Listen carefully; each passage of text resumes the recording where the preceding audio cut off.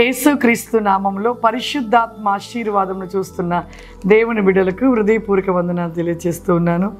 దినదినము కూడా ఎంతోమంది కూడా ఉదయము లేవగానే ప్రార్థన చేసుకుంటున్నారు. పరిశుద్ధాత్మ ఆశీర్వాదాన్ని పొందుకొని వారు బయటికి వెళ్ళుట క్షేమంతో మరి ఎంతో వారి జీవితంలో సమృద్ధిని కలిగిన వారిగా ఉంటూ ఉన్నారని ఎంతోమంది కూడా ఫోన్ కాల్ చేస్తున్నారు. చాలా సంతోషము. దినదినము దేవునిలో మనం ఎదుగుతూ వర్ధిల్లుచు దేవుడిస్తున్న ఆశీర్వాదాలు పొందుకొనుట అది మనకు ఎంతో క్షేమము. మన జీవితంలో ఎప్పుడు కూడా మనం ఆనందంగా ఉండాలనేది దేవుడి ఆశ, ఆయన యొక్క కోరిక. ఈ యొక్క దినము వాక్య భాగం చూసుకుందాము. కొలస్సీలకు రాసిన పత్రిక 3వ అధ్యాయము 1వ వచనం చూసుకుందాం. మీరు క్రీస్తుతో కూడా లేపబడిన వారైతే పైనున్న వాటిని వెతుకుడి, అక్కడ క్రీస్తు దేవుడు కుడి పార్శ్వమున కూర్చొని ఉన్నాడు. పైనున్న వాటి మీదనే గాని భూ సంబంధమైన వాటి మీద మనస్సు పెట్టకుడి.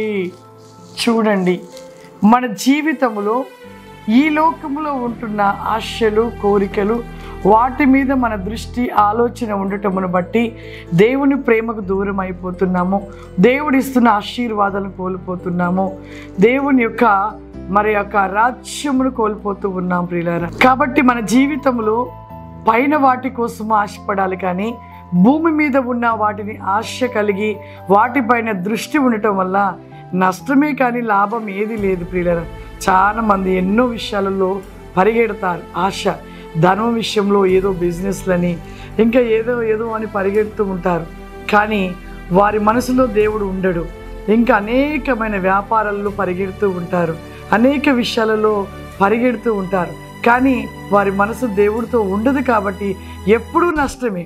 కొద్దిమంది చెప్తుంటారు, మా జీవితంలో ఎన్ని చేస్తున్నా, ఏ బిజినెస్ చేసినా మా జీవితంలో కార్యాలు జరిగించబడట్లేదమ్మా, ఎందుకు మేము దేవుళ్ళలోనే ఉన్నాం కదా అంటారు.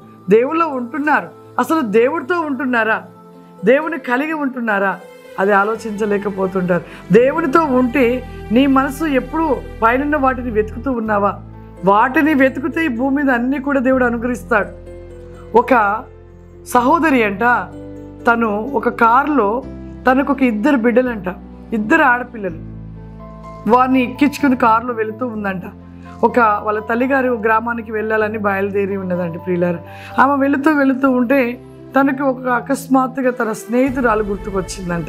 తన స్నేహితురాలు గుర్తుకొచ్చి అదే సమయమున అదే రోజు వాళ్ళ యొక్క పాప బర్త్డే పార్టీకి రమ్మని చెప్పిందంట. చెప్పినప్పుడు ఆమె ఆ కారులో వెళుతూ సడన్గా కారు ఆ రోడ్డు ప్రక్కన పెట్టేసి, నాకైతే కుదరదు లేక ఒక క్షణం అలా పోయి కలిసి మాట్లాడి ఎమ్మటే వచ్చేస్తాను, నాకు కుదరదు, నేను ఇలా వెళ్తున్నాను అని నా స్నేహితురాలకు చెప్పేసి వద్దామనేసి ఆ 2 పిల్లల్ని కూడా ఆ కారులో పెట్టేసి ఆమె డ్రైవింగ్ చేసుకుంటూ వచ్చింది. ఆ 2 బిడ్డలు అలా పెట్టేసి తను లాక్ వేసుకొని వెళ్ళిపోయింది.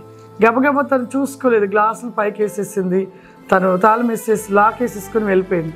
అలా వెళ్ళిపోయినప్పుడు తన స్నేహితురాల దగ్గరికి వెళ్ళి, ప్రక్కనే రోడ్డు పక్కన ఇల్లే కదని వెళ్ళి అలా మాట్లాడుతూ ఆ మాటల్లో పడిపోయి కనీసము ఒక 2-3 గంటల వరకు కూడా తను గుర్తులేని స్థితిలో ఉంది. అప్పుడు ఒక 2-3 గంటల తర్వాత జ్ఞాపకం వచ్చింది. అయ్యో, నా పిల్లలు కారులోనే ఉన్నారు కదా అనేసి ఆమె పరిగెట్టుకుంటా వెళ్ళిపోయి కారు ఓపెన్ చేసిందంట. ఓపెన్ చేస్తేగా ఆ 2 బిడ్డలు స్పృహ తప్పుకున్నారంట. వెంటనే గబగబా హాస్పిటల్ తీసుకువెళ్తేగా ఆ 2 బిడ్డలు చనిపోయారంట. చూడండి ప్రియులారా, ఎంత భయంకరమో. ఆమె ఈ లోక సంబంధమైన మాటలలో తన స్నేహితురాలతోటి అక్కడ కూర్చొని అలా ఆలకిస్తూ ఆ బర్త్డే ఫంక్షన్లో ఉండిపోయింది. తన బిడ్డల్ని గుర్తుపెట్టుకోలేకపోయింది. ఆ 2 బిడ్డలు కూడా చనిపోయారంట. భూ సంబంధమైన ఆశలు, భూ సంబంధమైన కోరికలు, వాటిపై దృష్టి పెట్టింది. తనకనిన 2 బిడ్డలు కూడా మర్చిపోయి తన 2 చనిపోయినట్లుగా చేసుకున్నది. నిజమే, ఈ లోక సంబంధమైన ఏ దానిని మన భూ సంబంధం ప్రేమించినా అది వ్యర్థము, అది నష్టము. దానివల్ల మనకు ఎప్పుడు కూడా ఒక మంచి అనేది జరిగించబడదు. నీవెప్పుడైతే భూ సంబంధమైన విడిచిపెట్టి పరలోక సంబంధమైన వాటిని వెతకటం మొదలు పెడతావో నీ జీవితంలో ప్రతిదీ కూడా అద్భుతమే, ఆశీర్వాదమే, గొప్ప కార్యాలు నీ పట్ల జరిగించబడుతూ ఉంటవి.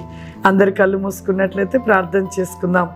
సర్వశక్తివంతుడా, దయగల తండ్రి, నీకు వందనాలు చెల్లిస్తున్నాను ప్రభువా.